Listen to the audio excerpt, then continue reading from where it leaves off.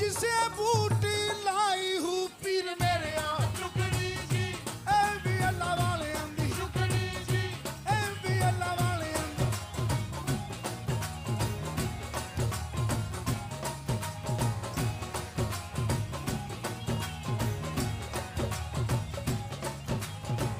चुकनी ji चुकनी ji चुकनी ji चुकनी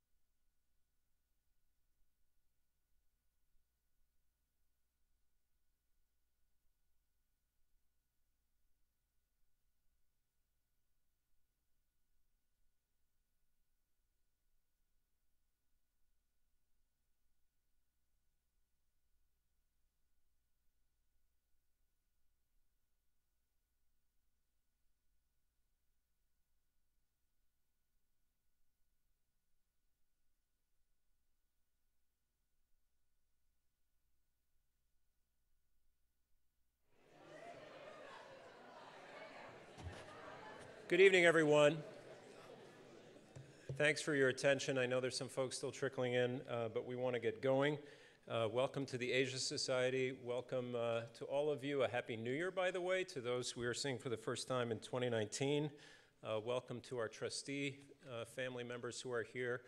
Welcome to our former president in the front row, Ambassador Nick Platt. Always great to see you. And our great thanks to J.P. Morgan for sponsoring an event that I never want to prejudge, but I think will be a terrific program tonight. And just a couple of notes about other coming events before we get started. Some months ago, back in September, the show of Indian artists called The Progressive Revolution up in our galleries got on a lot of must-see lists.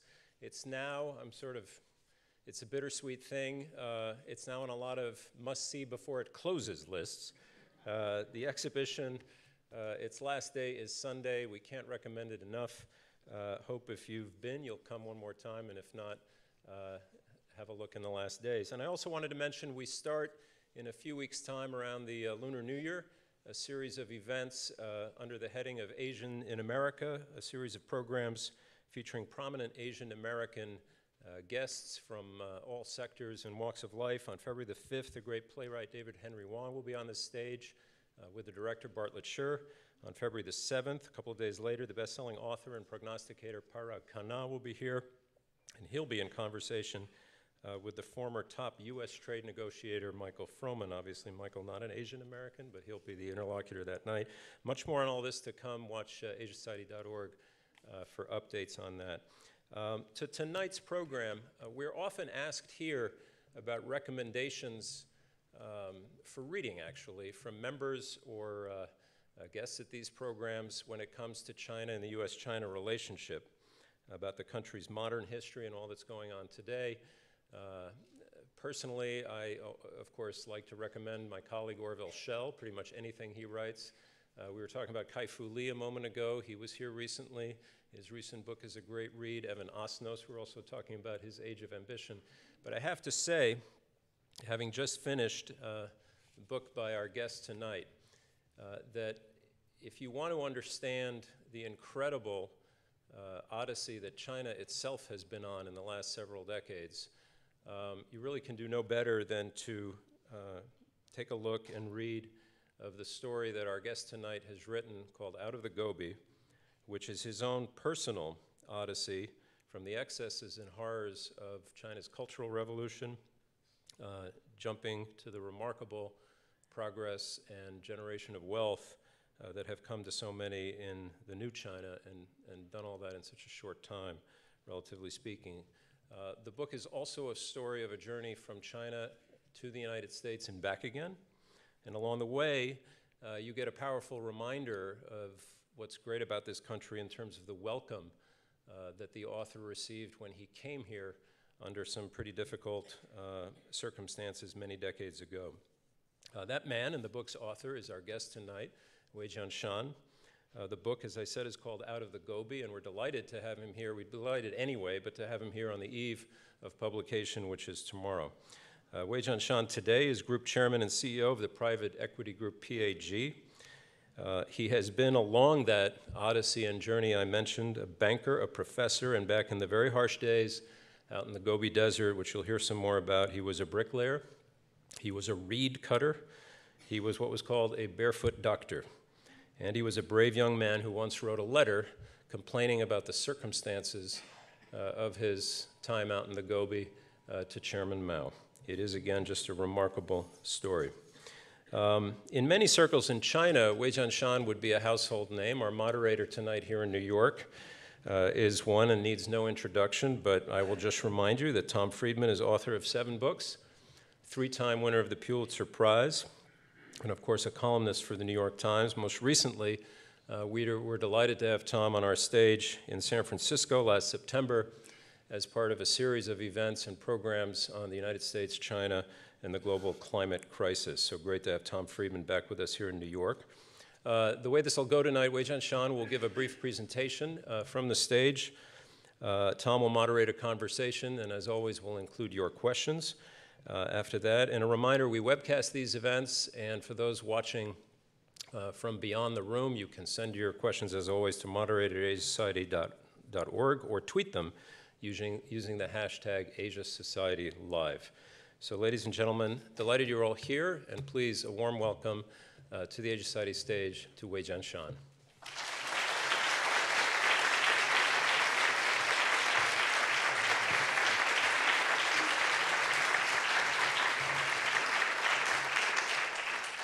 Tom, thank you very much for that kind introduction.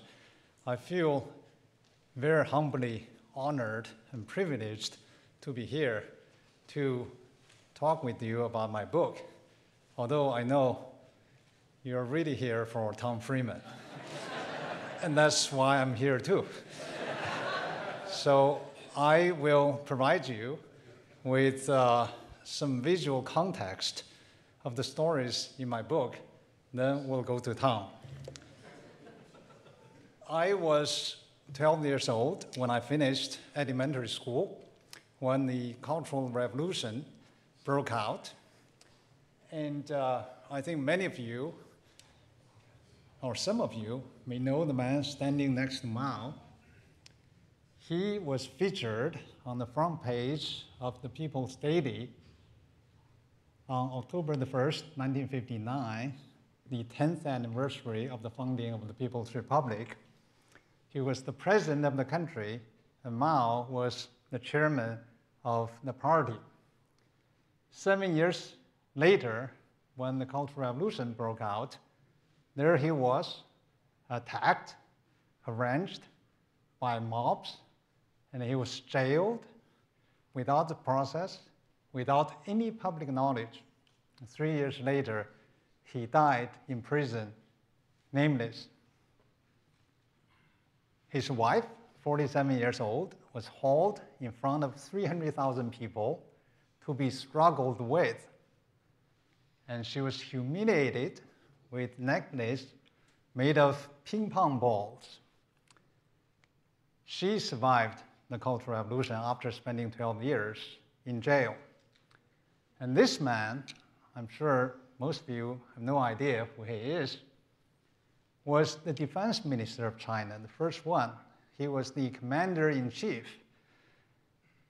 of the Chinese forces during the Korean War, who fought the American forces to a standstill, as you remember.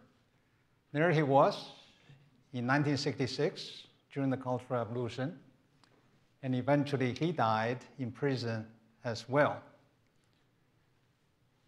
For those of you who read the Chinese, he was the father of Xi Jinping.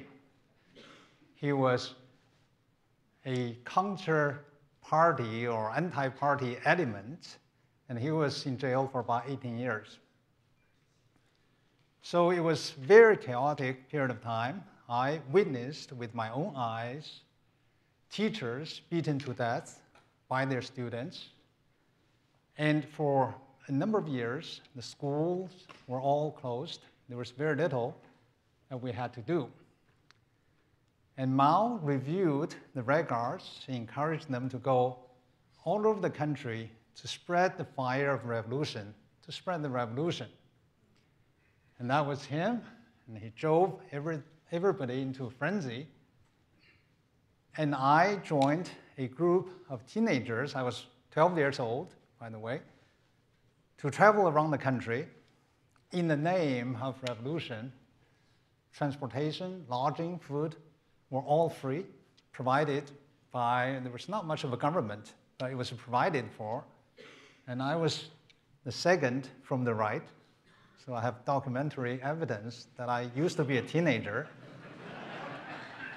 Eventually, all the factions of the Red Guards started to fight with each other to show who is more revolutionary.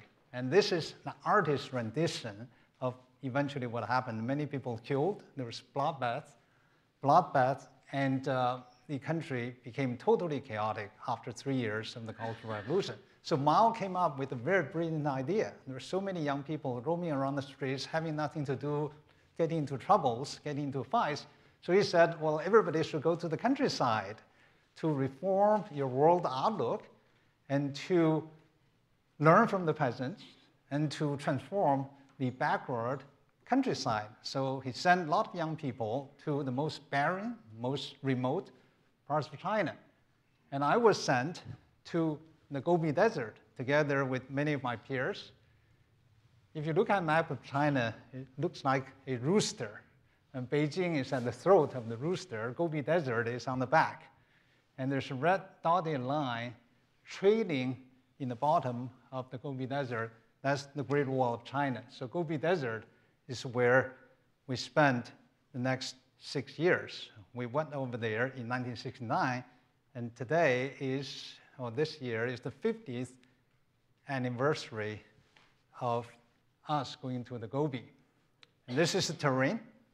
And we were supposed to grow in the Gobi Desert crops. And you can imagine how successful we were trying to do that. Very hard labor, 16, 18 hours a day of work, digging canals, plowing the fields, making bricks. That was me. And I was chasing a bull. And I can tell you that if you charge a bull, the bull runs away. Yeah, look at all this Spanish bullfight. I don't understand it. But don't try it unless you do it in open. And this is the shelter that we built for ourselves. And we lived in there.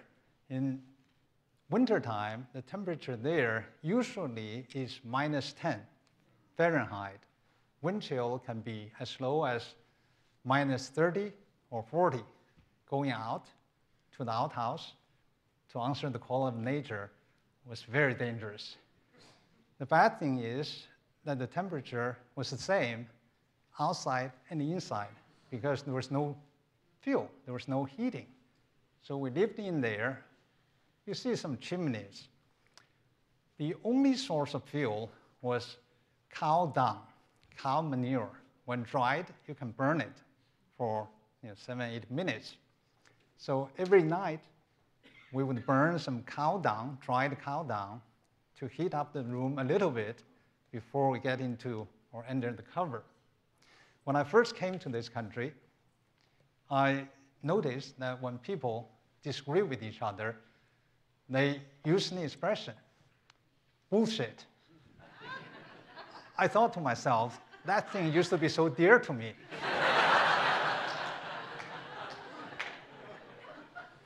There I was, cutting reeds on the frozen lake, which was quite distance away from where we lived.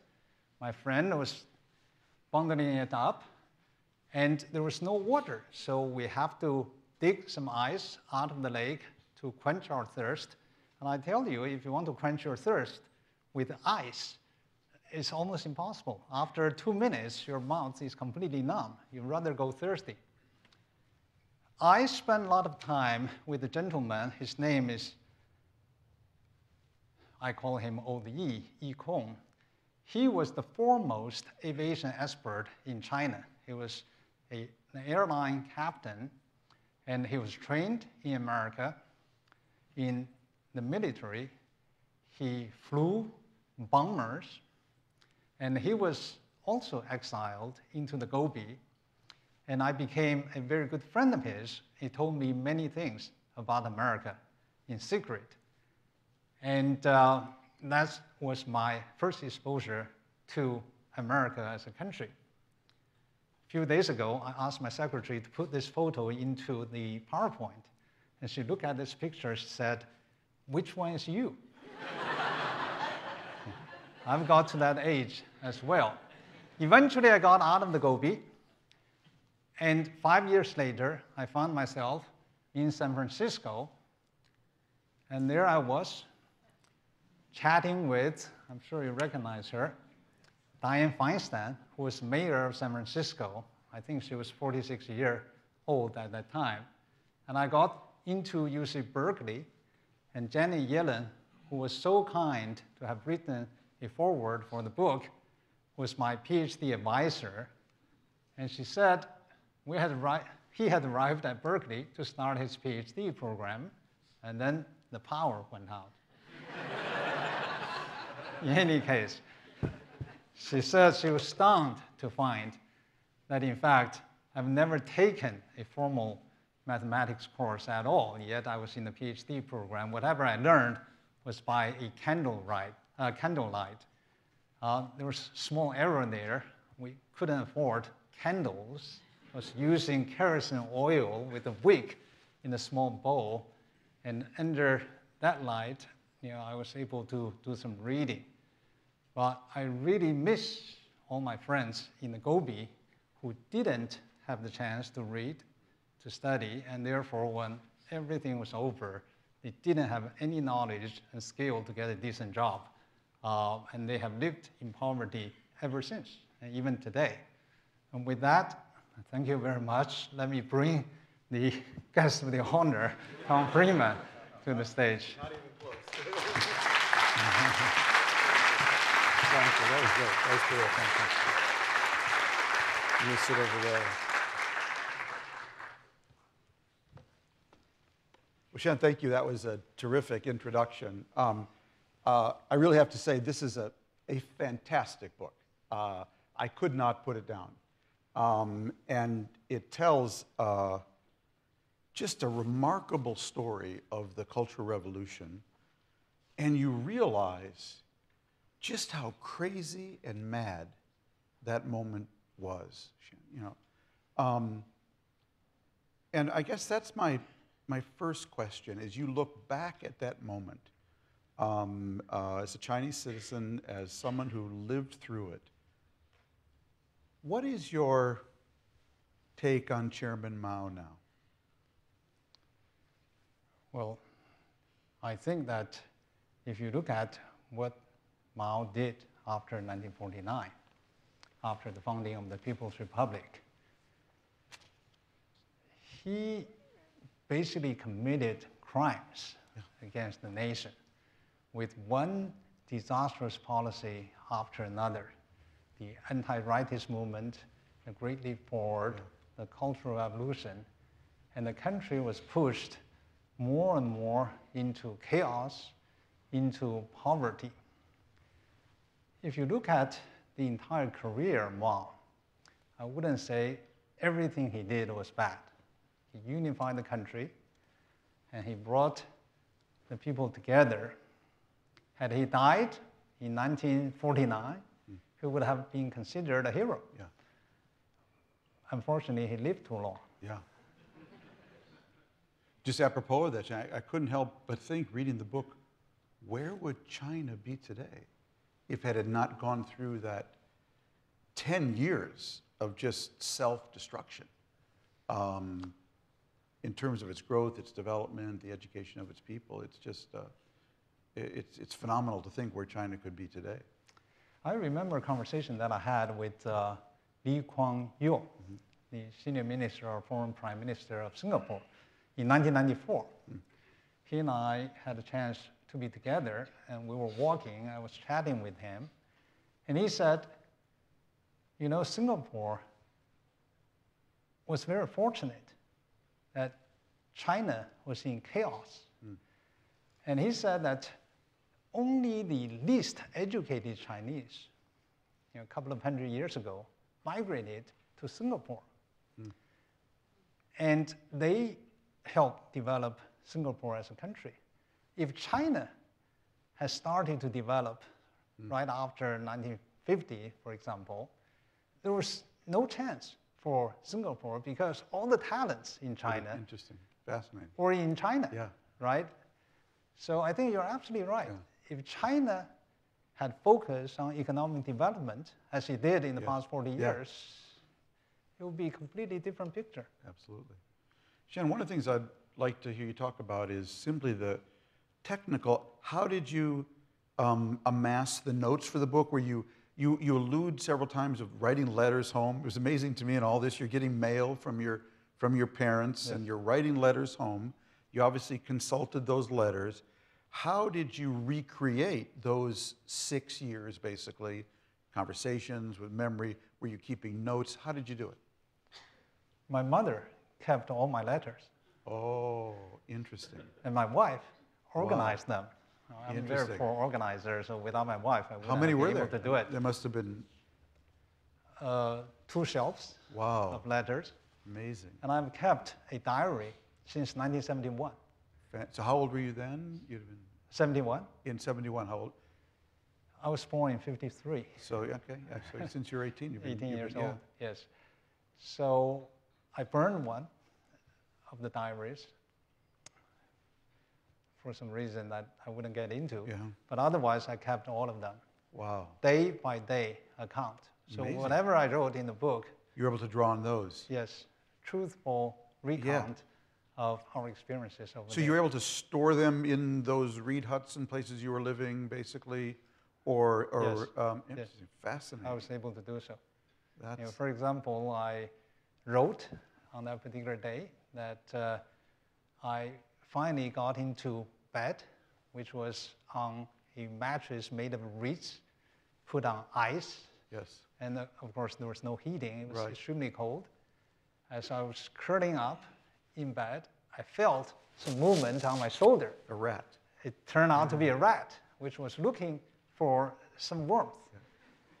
And I tried to squeeze it Yeah. to kill it, but eventually it got away. I was much better with cows than with rats. But It's I was actually one of the able- most memorable passages in the book. I thought, yeah. I was able to remember it because I wrote it down. Wow, amazing. You know, one of the things that struck me as you talked about those 6 years, I think you referred once to the fact that you cried about something. It was I think it was the moment where you got rejected for college. Oh, yes. The second time, Yes. you know. I mean, I'd be crying all the time. I've been crying for 6 years. How did you keep your just sort of mental balance and not fall into just total paralyzing depression? A few years back, I visited, well, now more than 20 years back, in fact, I visited Taiwan. And I visited a medical clinic in the remote countryside, in a village. And there were two doctors trained at the National University. And I was very surprised. I said, why are you here? You could find a job in Taipei. Why are you in this poor village? Oh, they said, we got a scholarship, which works in such a way that after graduation, we have to work in the village for about 2 years. And I thought that's such a great system. If you had hope, then you wouldn't mind spending some time in the remote part of the country, helping the people over there. The bad thing for us at the time was there was absolutely no hope of ever getting out of that place. We were told to take a root in the remote countryside and to settle down there for the rest of our life. So that really would drive you to despair, knowing that will be the rest of your life. Yeah. But I thought, first of all, I had a strong sense of curiosity. I wanted to read. And I thought that, you know, if you look at history, I like to read history. Many people are successful because they come across some opportunities. Others may be very talented, but they never got anywhere because they never encountered any opportunities. And I thought that, well, if someday some opportunity comes to me, and if I'm not prepared to capture the opportunity, then it's my fault. If no opportunity comes to me in my life, then I shouldn't be blamed. You know, it's God's will, right? So I thought I would just keep reading.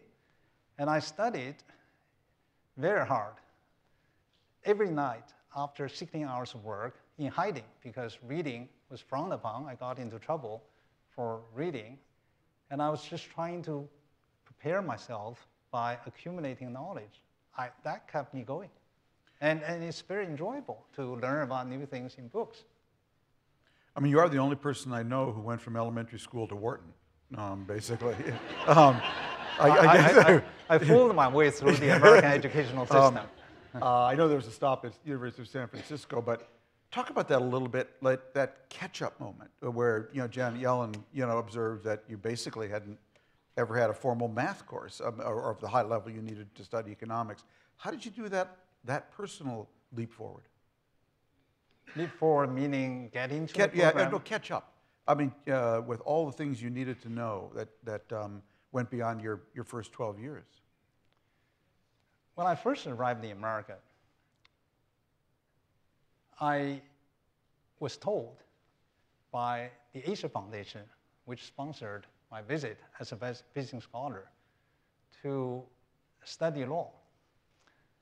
And before they told me so, they asked me what I would like to study. And I was very surprised by the question, because in China, I was very used to doing whatever I was told to do. And there was never, ever a choice. And all of a sudden, somebody was asking me what I would like to do. So I said, I'm like a blank piece of paper. You can paint anything on it. You can write anything on it. And you send me to anywhere to study, I will study it. I didn't have a preference. I didn't have a desire to study any particular subject. So this gentleman at the Asia Foundation was Andy Andrews, director of the program.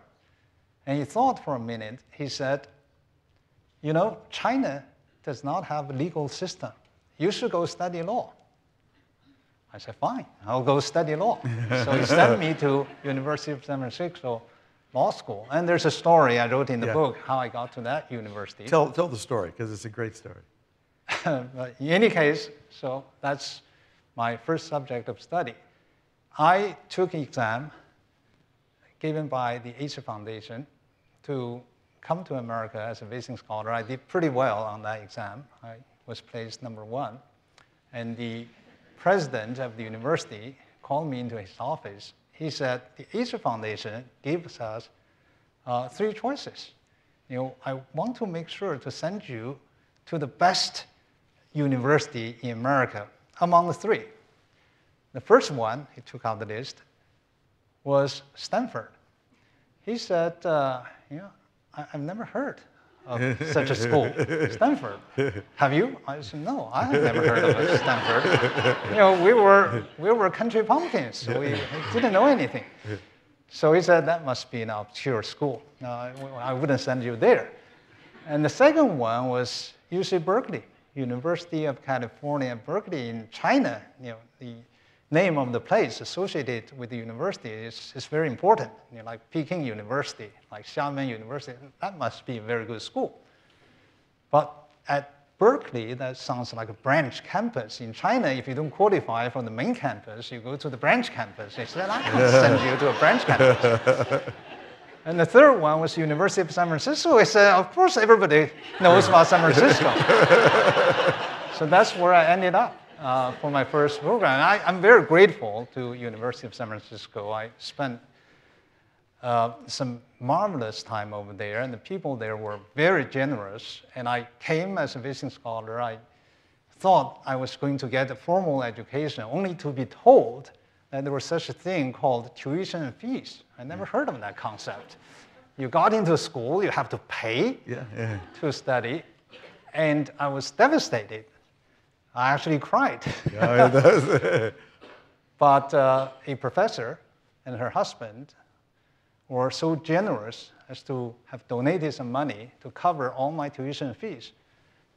And I couldn't do it at law school, which would require 3 years. And I could stay in America for only 1 year.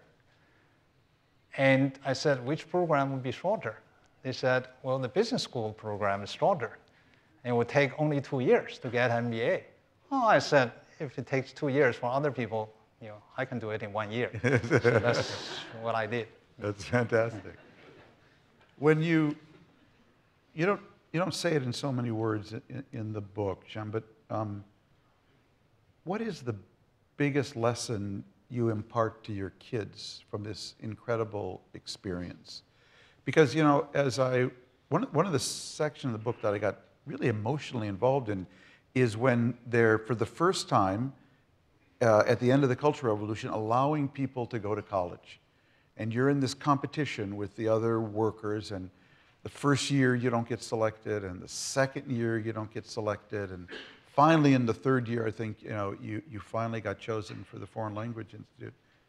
But what is it, when you talk to your kids about this experience, what's the life lesson? In fact, when my children were small, I kept telling them about my stories in my youth. Bedtime stories. Doesn't really work very well sometimes. Yeah. And my thinking at that time, and they all know, and they both know that Daddy likes to talk about stories of his childhood. My thinking is that for us, to be able to read was a privilege. And it was so hard to be able to do so. We got into trouble by doing it. And to be able to go to college was such a life-changing experience. And if you look at the young people today, they're so privileged. They have the education, and they take it for granted. You know, whenever you take something for granted, you don't treasure it as much. I remember, in fact, at the time reading Mark Twain, Tom Sawyer. Remember that story about painting the fence? Yeah. And Mark Twain said, you know, in order for somebody to covet something, to really desire something, just make it more difficult to attain. Mm-hmm. So I thought we wanted the education because it was so difficult to get it. And our children now have it coming so easy to them. So I said, you guys shouldn't take it for granted that there are books to read, there's school to go to. In our time, if you look at my friends, so many of them still living in poverty because they never were able to receive education. And that was why I repeatedly told them the story. And in fact, their fascination with my story was one of the biggest motivations for me to write the book. Now, will there be a Chinese edition? Will this be published and sold in China? One day, I'm sure there will be. Mm-hmm. But right now, there's no plan for that. At the moment, Yeah. I'm not working on it. Gotcha. It's actually easier to write a book in English Right. than in Chinese. Yeah. Because in English, you can write the way you speak. In Right. Chinese, the written language is slightly different from Interesting. how you speak it, so you have to be more considerate. It takes longer. To what degree, and pardon my ignorance, is there a genre of literature like your book, of people's memoirs of the Cultural Revolution in Chinese, I mean, and read and discussed? And where is it as a topic within China today that you can and cannot talk about? I'm afraid that today, the Cultural Revolution is little mentioned. I'll tell you a story. A few years back, I was asked by the chairman of China Merchant Group, which is a very large company in China, to become independent director of China Merchant Bank, which is the 5th largest bank in China, because I know something about banking. And I tried to decline it, and he said, you know, you have to do this as public service, you have to help us. So reluctantly, I agreed. And the bank made a public announcement that I was appointed an independent director before they completed one critical process, that is the approval by the regulators, China Banking Regulatory Commission. And they thought it was going to be a formality, and usually it is a formality, so we fill out some forms and send it to the regulator. A few days later, my secretary called me as I was traveling. She said, they asked a question. Why did you not fill out where you went to middle school or high school? So I said, well, just send them a message to say, I have never been to middle school. And then a few days later, another question came. Why did you not go to the middle school? Wow. And I sent another message back. I said, for this question, you will have to ask the great leader, Chairman Mao. Wow. Wow. They never approved me.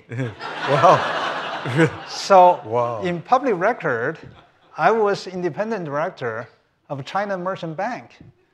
And some of my investors were private equity firm, PAG's private equity firm. You know, we manage money for our investors. They do background check. They said, oh, you were the independent director of this bank. I said, no, I was not. It's in the public record. Wow. It's in the announcement. They never approved me. And I thought that whoever was processing the papers obviously didn't know anything about the Cultural Revolution. And he would be so surprised Wow. that somebody like myself that had never gone to middle school. That was the level of knowledge. And I think it's very dangerous to forget that part of the history. The sure way to avoid repeating the history is to remember it.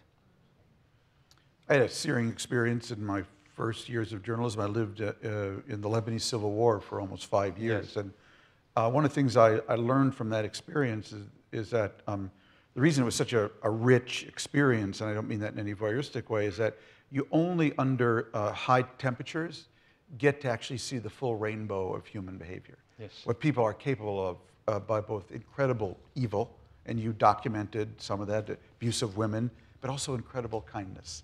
Yeah. And you tell some of those stories too. When you think of that rainbow, Shan, talk about both ends. I mean, some of the worst things you saw, but also some of the amazing kindness and acts of friendship by people you were really just thrown together with. Yes, yes. Oh, there's no question about it.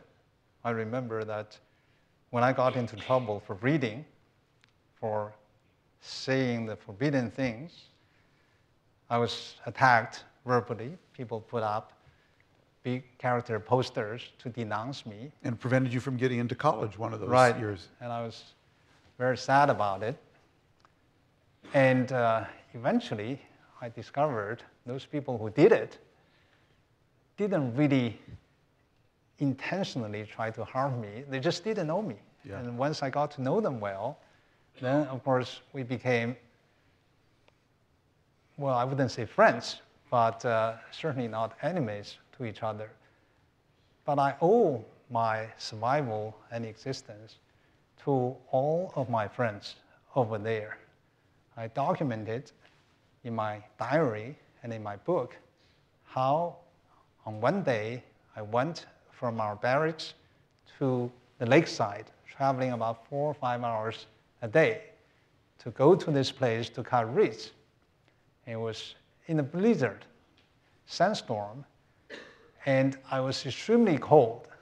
So my friends took off their hat to give to me and took off their shoes to give to me. We were in the same condition, and they would sacrifice themselves for me. And of course, I did for them as well. So nowadays, whenever I go back to Beijing, I invite everybody over and have a meal together. And we live in completely different world today. They have no idea the world I live in today. Yet, there's something that bound us together because we lived through that hardship together. And their kindness, their generosity, and their help really helped me to get through that experience. No, I always say the people I went through the Beirut Civil War with, we were all on the Titanic together. Yes. And Absolutely. and I have a bond with them Right. like no other friends, even people I grew up with. Yes. Shan, talk about, we can't let you go without giving us a little window on U.S.-China relations today. We've got we're in the middle of a trade war that both sides seem to be trying to diffuse. But talk about U.S.-China relations today. How do you see it? What do you think the prospects are that this will be resolved? Bring us up to date for a second. We have to draw on your expertise for that. This year, this month, happens to be the 40th anniversary of the establishment of formal diplomatic relationship between the two countries. Jimmy Carter did it in 1979. And it has been 40 years. The relationship has developed from almost no economics between the two countries to China now becoming the largest trading partner of the United States and vice versa, about $500 billion a year. So that relationship has come a long way. I cannot but notice that there's some tension in the relationship. There's a trade war, and there were some other issues between the two countries. And I was thinking that 40 years ago, when Mao was the leader of the country, when everything was controlled by the state, by the government, the differences between China and the United States were as wide as you could imagine. And yet, somehow, the two countries got together and started a relationship. How did they do that? How did Richard Nixon did it? How did Jimmy Carter did it? I think they did it by looking at some common grounds, some common interests between the two countries. And they focused on the common grounds and common interests and started that relationship. I would say today, if you just look at the differences, then the two countries should be at war with each other because there are so many of them. But if you look at the common ground, I would say that China has come a long way. In fact, in the direction of the United States. Now, China is predominantly a market economy, just like the United States. So there's more common grounds, commonality between these two countries. And if the leaders can focus on the common interest and the common grounds, I think the relationship will continue to develop. Well, as you know, because we've talked about it in Hong Kong, I'm a big believer that China and America are the real one country, two systems. That our Yes. two economies are really, very good way to put it. totally intertwined, and Right. we pull against one another. Joined at the hips.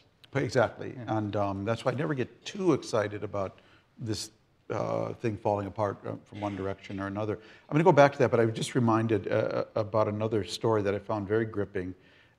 You found your way out of Gobi. You're back in Beijing, and the beginnings of the counter-cultural revolution movement are now afoot.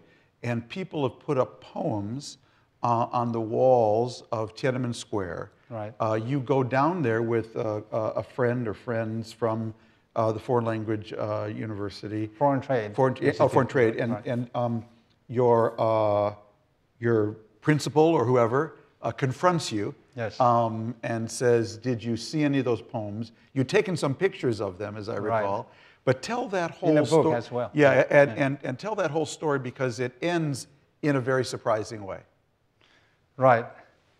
Of course, people went to Tiananmen Square on April the 4th, 1976, to remember Zhou Enlai, who died on January the 8th of that year.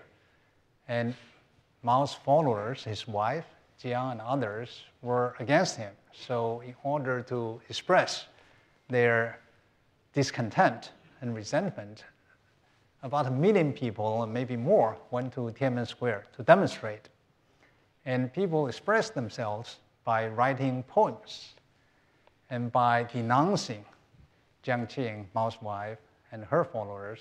And some poems actually were directed towards Mao, which was a taboo at the time. And then there was a crackdown, and some people were arrested. And there was some investigation who went to the Tiananmen Square. And the party secretary of the department, the English department where I was studying, called me into his office and said, we heard you went to Tiananmen Square. In fact, I told everybody to go. And so it was no secret I went over there. And so he said, did you take notes of the poems that you saw and so forth? It was an investigation, and you get trouble for having done so.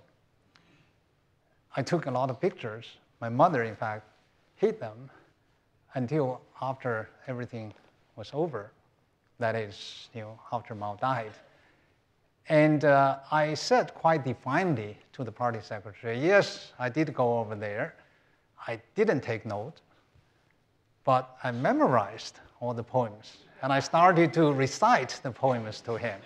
Which was pretty ballsy, I must say. Well, you couldn't get much worse off at that particular point. And he stopped me. He said, stop. I don't want you to tell anybody that you went over there and you saw the poems and you remembered all the poems. And I immediately realized he was trying to protect me. And I was so grateful. And I thought, I was such a jerk. Yeah. I was so defiant. And so I thanked him. I walked away. And many people were sympathetic to the, to share the same feeling against the policies of that time. And so to those people who went to Tiananmen Square, they represented the vast majority of the people. That's what eventually brought the Cultural Revolution to an end. Well, when I read that section, it reminded me, one day I'm going to write all the lessons I've learned as a journalist. And one of the lessons, there's a rock group called Neon Trees. And they have a famous song, which has always been a motto of mine. And the song is called Everybody Talks. Okay, you think people aren't talking. You think they're not getting it. They're out in the street, they're screaming, Mao, Mao. But basically, they know who's stealing, who's lying, who's cheating. Yes. And in the end of the day, everybody talks. And that moment in your book, because it really was very revelatory to me, it's like you realize that underneath, they all knew how crazy and mad this whole moment was, and that it had to come to an end. Yes. I think that one very bad side effect out of the Cultural Revolution was that people learned to lie, to not tell the truth, because you can get into danger if you told the truth. And I think that there's a lesson to be learned. If you try to control thoughts, then you only force people to lie. But people have their honest views. That's right. You Everybody cannot suppress. talks in the end, you know. Right. Let's go to the audience for a little bit. We'll bounce a little back and forth if anyone has a question. Up right there, the lady in the white, or is that man? I can't see. I have a question about the Cultural Revolution. Did you have to read the Little Red Book and Marx's doctrination? I did. And in fact, I said in the book that I bluffed. I could recite the whole thing. But at least I memorized quite a few passages of the Little Red Book, and I can even sing them today. Wow. And that was the legacy of that time. What about professors and intellectuals? Is there any chance they could challenge China's closed society? You mean today? Yeah. Well, China was a closed society at that time. It's always been closed. Yeah, It's not getting any better.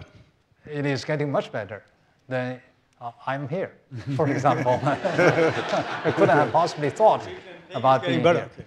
Right? Just a question. Yes, but China was a very closed society. I think there's a wrong notion about how China developed in the past 40 years, from per capita income of about $400 to close to $10,000 today. And some people suggest that there's China model somehow produced the economic miracle. I think that's nonsense. China developed by abandoning the centrally planned system, by opening up to foreign countries, especially to the United States, by moving in the direction of the market, by adopting liberal market policies. And that's how China has developed. But it's not enough. China still has a long way to go. And China needs to open up more and to reform its economic system much more. And China needs to keep going. Just to pick up on that question for a second, one thing I've been visiting China. My first visit, I was covering Secretary of State Baker when he came to Beijing in 1980 to repair relations after Tiananmen Square. I mean 1990, to repair relations after Tiananmen Square. I was thinking 79. And it's pretty clear to me, China today is so much more open than it was now almost 30 years ago. Yes. But it's also so much more closed than it was 5 years ago. I think your observation is very keen and very sharp. And that's what's, so what I'm wrestling with, as someone who really believes in the relationship and wants to see it go forward, one of the questions I have is that, China used a certain model to go from kind of 0 to 30 in terms of GDP and economic growth or whatnot, and it was around more basic industries and manufacturing and assembly. But to achieve the vision of Xi Jinping of a China that can be super competitive in artificial intelligence, in aerospace, in new materials, obviously requires a much more innovative society. And the question I have is that level of innovation possible in a China that is much more closed today than it was 5 years ago? Or, and I do find this in talking to my friends in the business community there, it's amazing how much innovation you can do and get away with, and even if you're not reading the New York Times or the Wall Street Journal or every journal on the internet, as freely as you might want. So sort that out for me. I think you can do a certain amount of innovation, invention, science, and technology, even in a closed society, even in a centrally planned system. You remember that the former Soviet Union, yes, right. Right. Sakharov Right. Yeah. They were the first one to Yeah. send somebody into space. And I remember a former professor of University of Chicago telling me a story after visiting Moscow in 1980s. This was before the Berlin Wall fell. And he said, whenever he stayed in a hotel, he noticed there's a sign in front of the TV in Russian, which he didn't read. So he became very curious.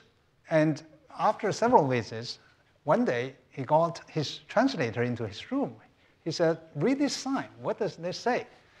And the translator said, it says, keep a distance from the television because it may explode. Right. So they were producing exploding televisions. And of course, in such a society without trade with other countries, and that's the only thing available to you, you would buy even if it explodes. You keep a safe distance, but you have to use it. But it tells you that in a closed society, there's no real innovation that people need to use. Yes. And I believe that's how the Soviet system collapsed. Yeah. And I think innovation can only come from the private sector. The real, Right. applicable innovation can only come from the private sector. The state can do some, but not enough.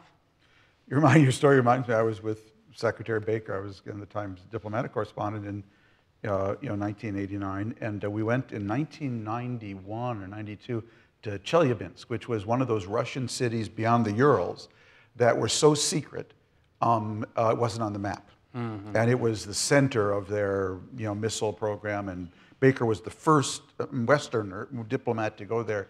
And we probably put on the wrong place. Yes, exactly, yeah.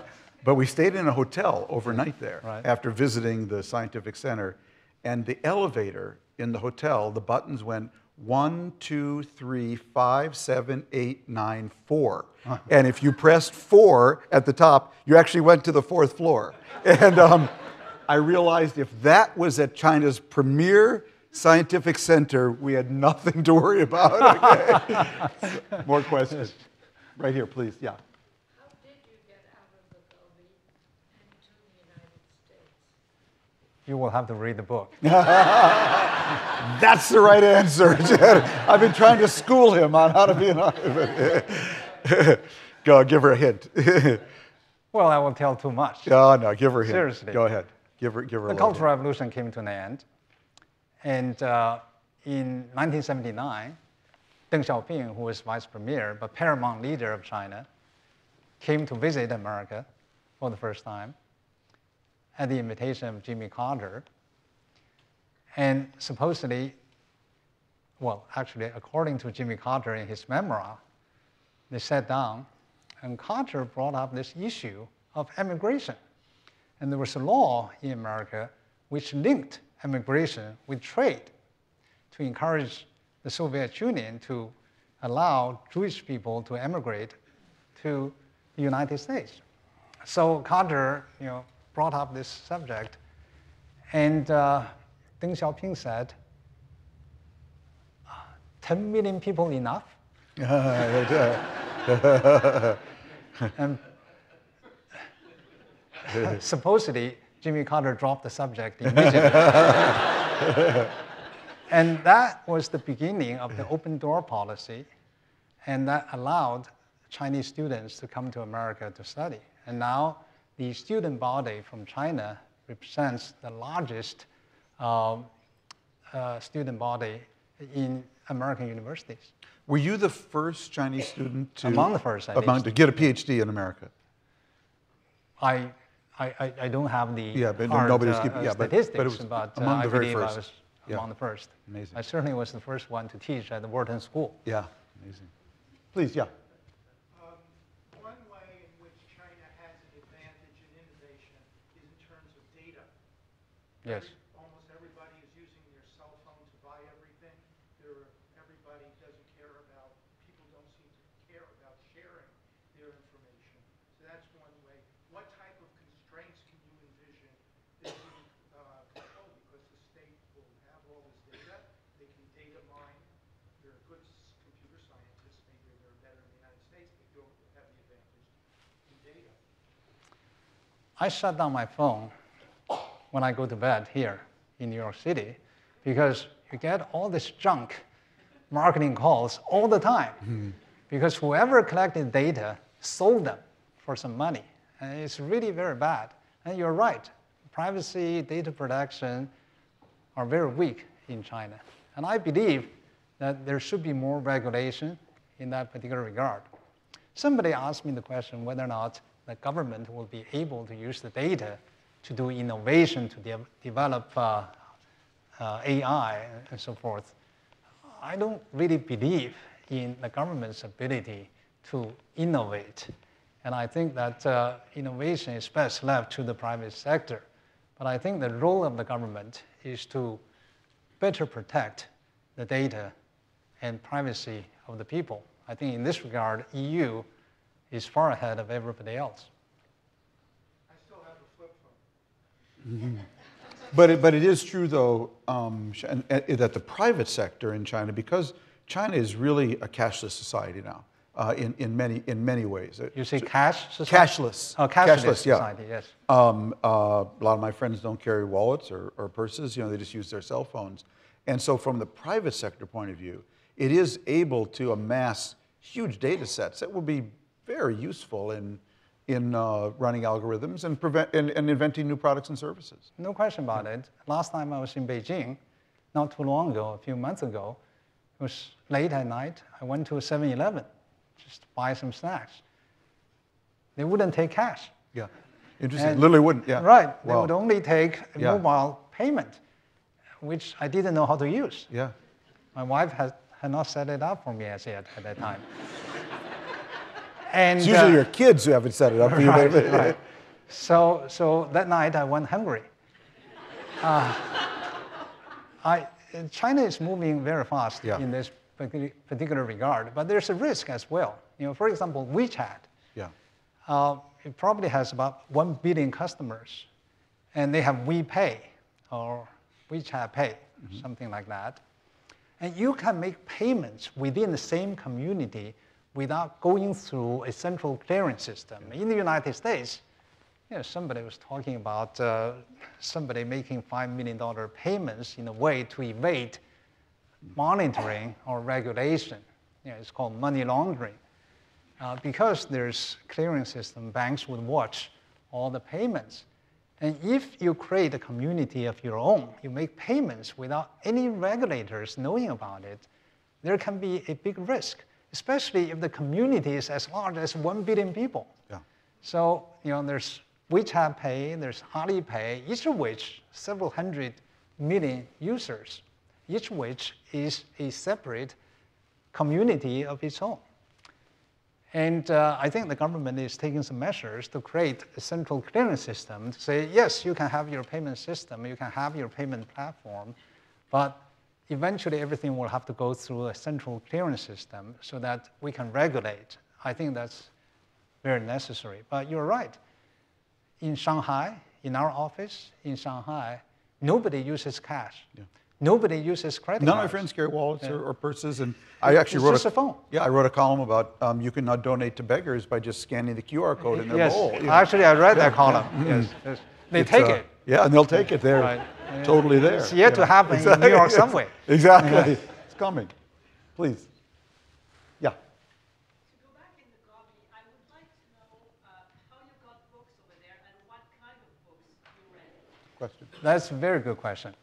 Books were banned during the Cultural Revolution. Even those books translated into Chinese, available before the Cultural Revolution, were banned during the Cultural Revolution.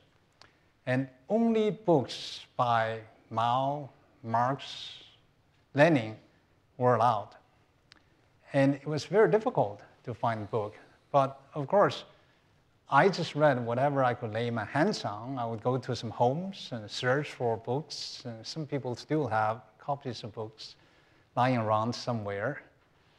At one time, over a long period of time, I read the insecticide manual. Oh, yes. Right. Manual. And because that was the only book available at the time. So I know everything about pesticide, insecticide. You know, if you have roach problem, rats problem. And tell the story ask about me. the birds that you would boil. Right, and we used insecticide to poison birds. You know, there was a lake some distance away from where we were, and we would eat the birds, regardless of the poison. So I'm very poison resistant at this particular point. So my study was very unsystematic.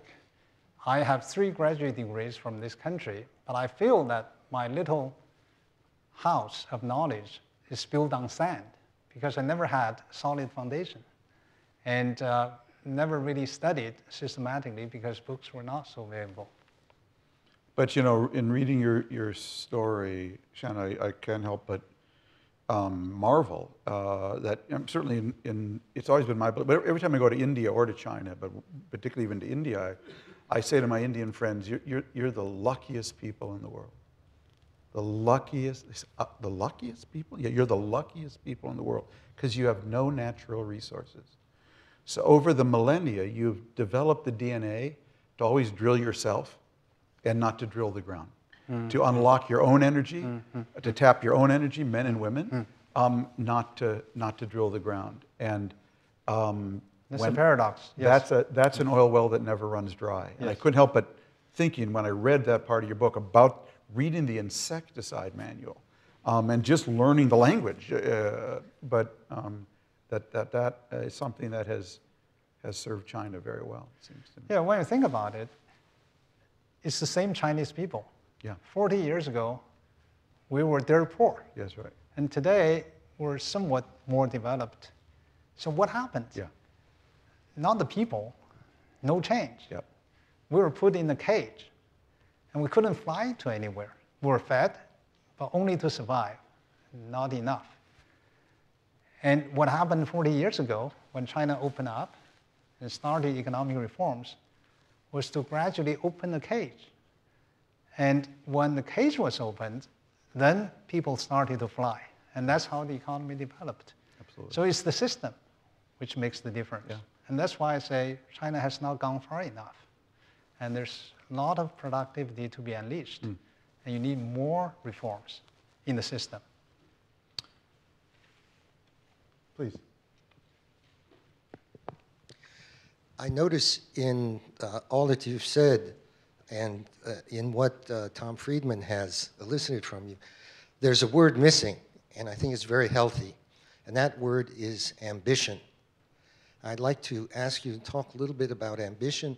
Several weeks ago in Asia Society, there was a well-known, very successful businessman who 3 or 4 times repeated his idea of what he wanted to do from the time that he was very young.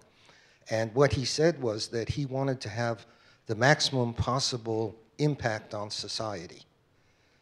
And I thought that was empty. Could you please talk about the meaning and the role of ambition in your own life? I think you can only have ambition if you have choices. You can choose what you do.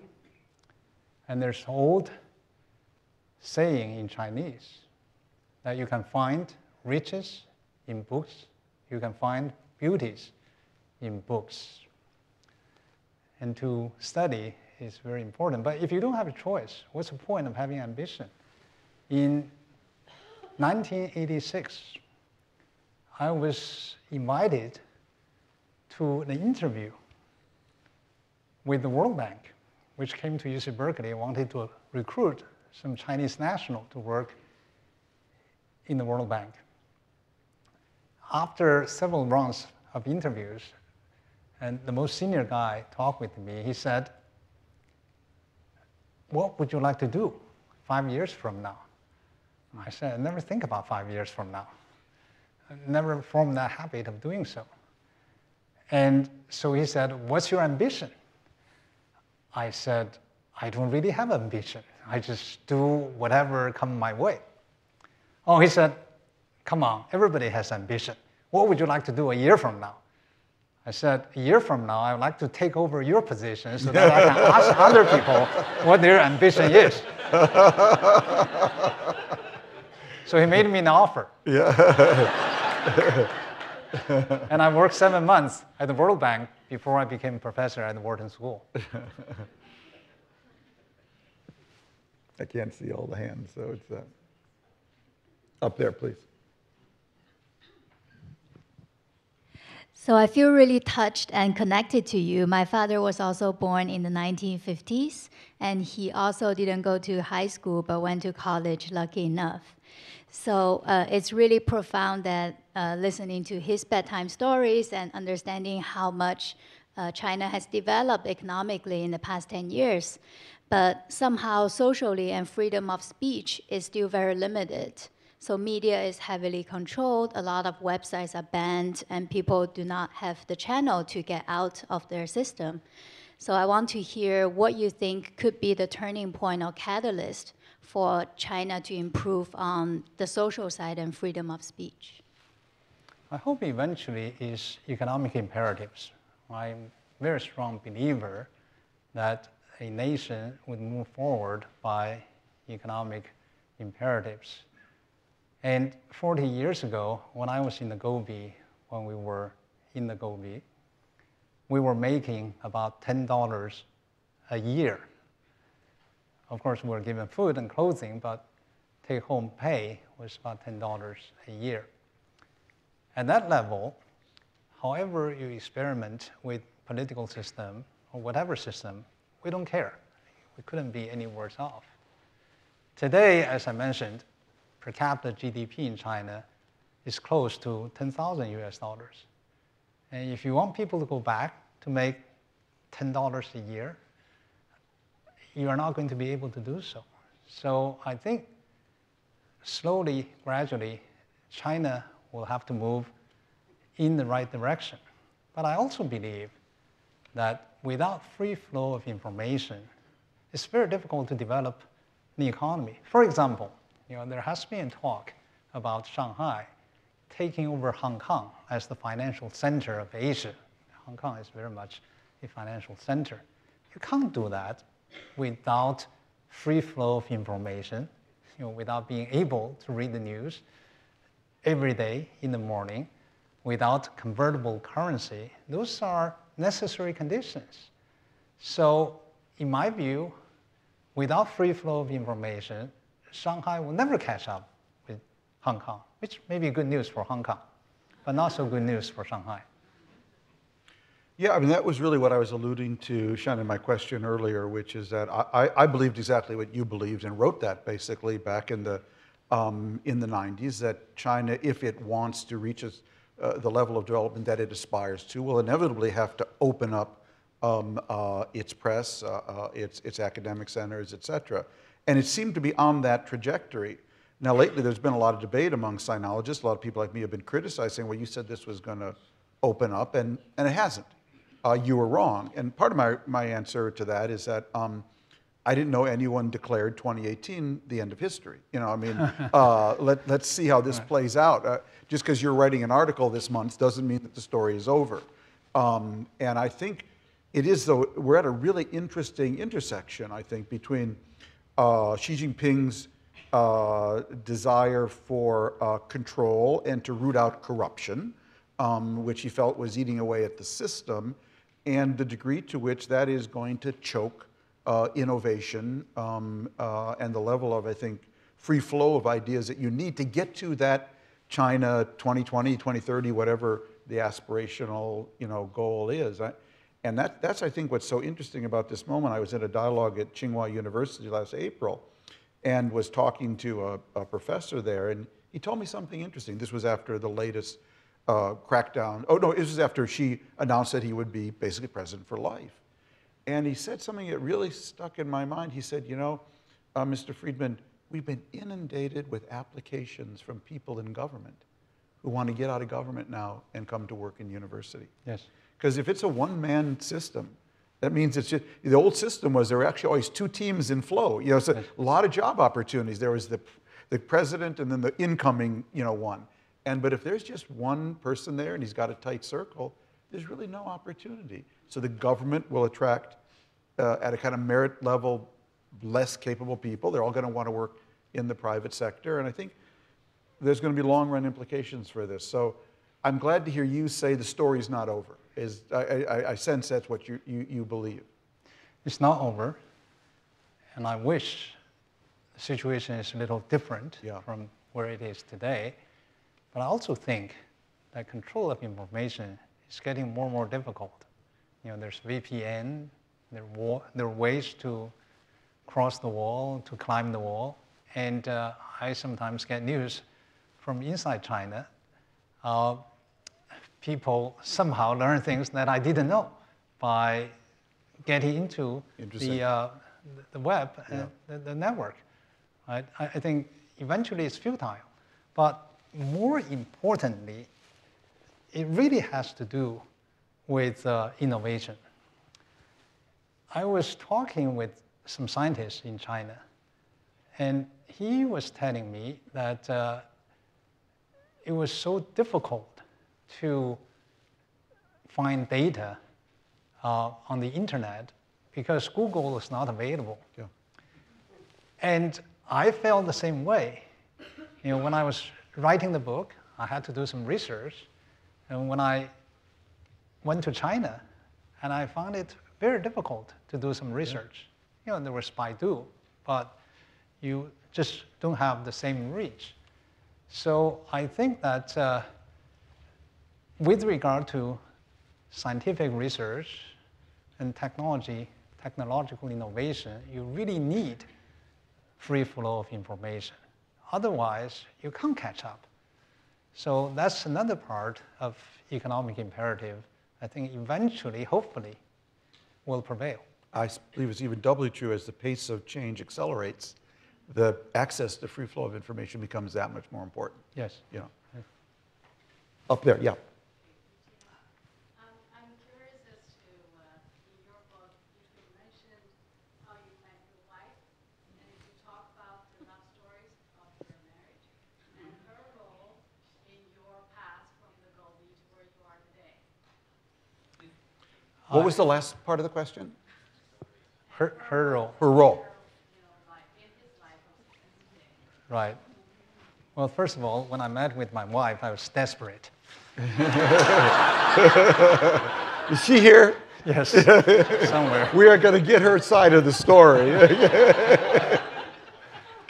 He does discuss it in the book. Secondly, at the time I was making, when we were married, I was making $5 a month by today's exchange rate. She was making about $8 a month. I like that, yeah. So she has always said that I married her for her money. I love that line. I'll just stop there. Talk about how you met, though, because it's a lovely story in the book. How you met, Ben. May I just leave the audience to read No, the book? no, you got Shan, trust me, I know how to sell books. Okay? I was visiting a friend, and she was there chatting with this friend. And I looked at her, I thought, well, this girl looks quite pretty. That's how we met, in the office of a friend. And then I offered to walk her home. And she said, do you know the way? Oh, I said, I'm so familiar with Beijing. Trust me, we won't get lost. And then we were chatting. Eventually, we hit a dead end. Yeah. And there was no way to go. She said, you said all roads lead to Rome. Fantastic. Up there, please, yeah. Wait for the mic. Thanks so much. I think in this age of tribalism and nationalism, the educated classes have always been a moderating force for globalization and transparency, right? But I think, especially from investors' points of view, as China has moved, more conservative in recent years, it's cost a lot of credibility among the American educated classes who have always been the defenders of China, right, in a conservative world. How do you think we begin to repair, the U.S.-China relations versus just, stopping a deterioration? And how does China win back friends that it's lost over the actions of the last couple of years from a political point of view? Good question, thank you. China has developed by opening up, by economic reforms. And friends of China, like the Asia Society, have played a very important role in this process. And if people have doubts and reservations about China today, I think it's China's fault.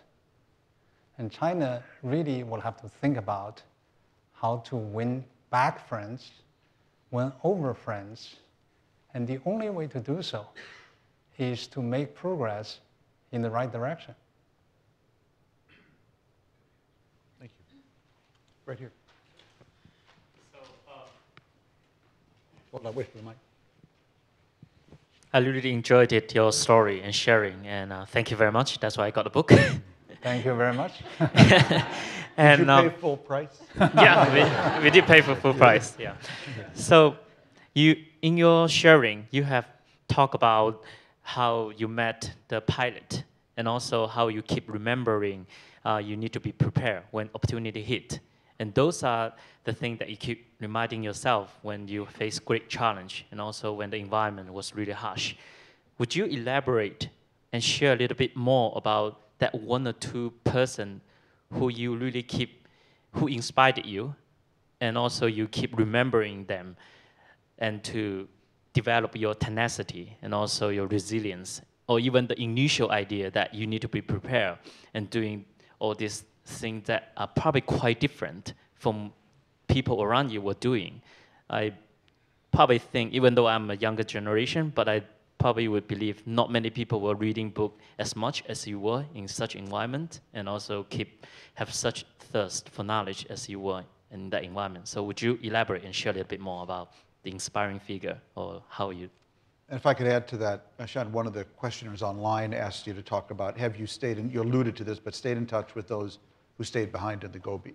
So talk about that, and talk about the pilot and the beginning of his story, because he was a part of a group of pilots who defected from the nationalists.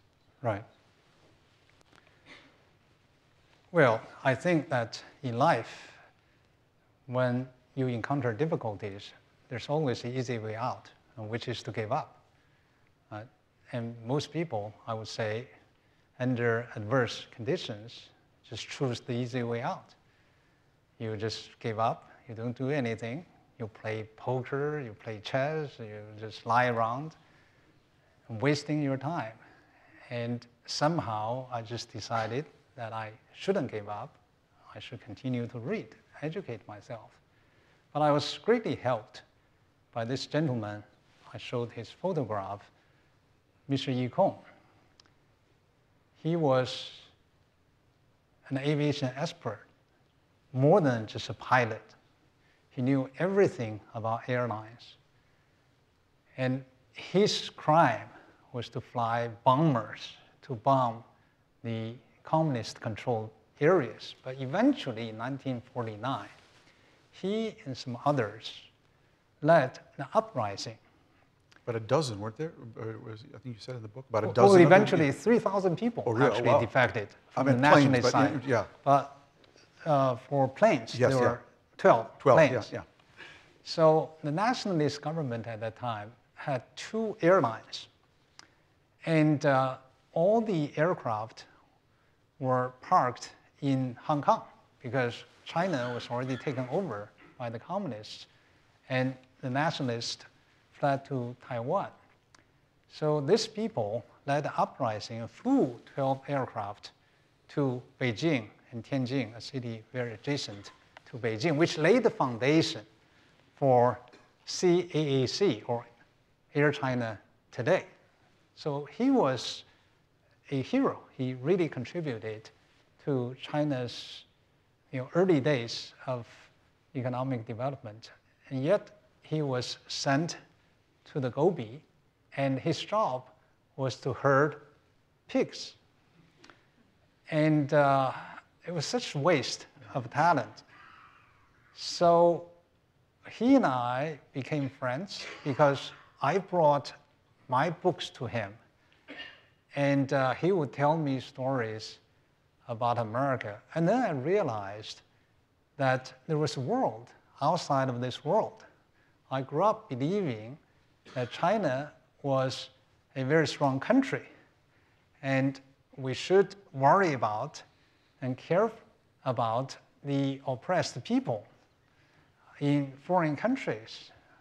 And Mr. Yi told me, in fact, that America was far richer than China. In fact, he was in America in the 1940s. It was far richer than China at that time. He opened my eyes, and he told me that there was another world. And that really was very helpful. For me, I talked about this hope, to hope someday that I will be able to see the world. And I think hope is very important. Again, if you send me to a place of hardship for a couple of years, it's okay. But if there's no hope, that drives people down. And when you have hope, and then you have something to strive for, and that really was what kept me going. And we have a saying, hope is not a strategy, but one of my teachers, Dov Seidman, always likes to say, hope is actually the only strategy. You know. I think that's a very good point. We have time for one more question. Down here.